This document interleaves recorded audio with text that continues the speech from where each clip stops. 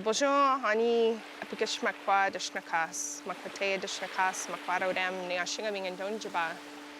Today we give thanks to the waters that connect us as nations. We give thanks to the lakes and the rivers that flow and allow us to travel and connect as communities, to share our teachings, to share our knowledge, to share our systems of how we live together in peace. With that we say chimigwach.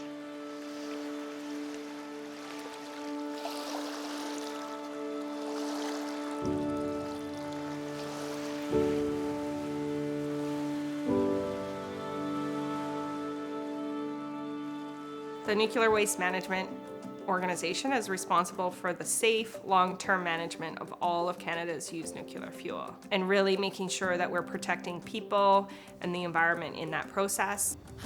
The name of my community is Neashingaming, which means a point of land surrounded by 3 points of water.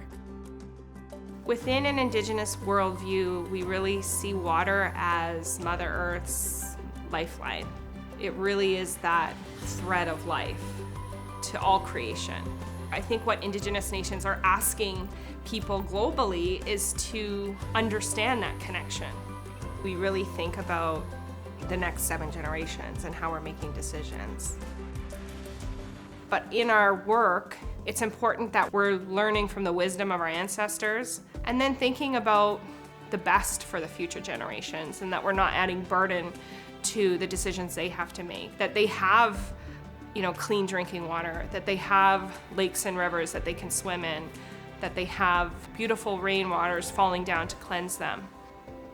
I think as Indigenous women, we actually come from a long line of strong matriarchs. And from my mother, I think I learned really to be strong in my beliefs, but to approach it with kindness.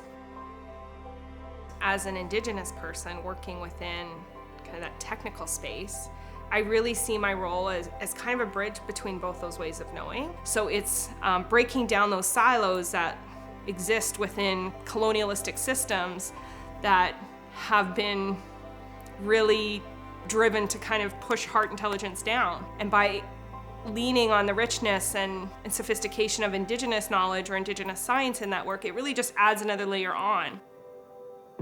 I think one thing we've learned from the Council of Elders and Youth and Indigenous communities we're working with, we can't just say things. We really have to make sure that we're developing policies and corporate commitments. And if we don't have those commitments in things like, the Indigenous knowledge policy or the reconciliation policy or now the water statement, it really is then not holding us accountable to have to do that work.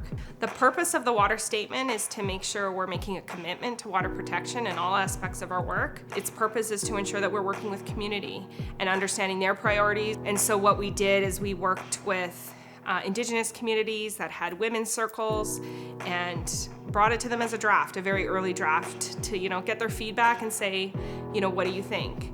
And did we get it right? So it was really important that people saw themselves in it. They saw their knowledge amplified and respected in the same way that we respect Western science in the process.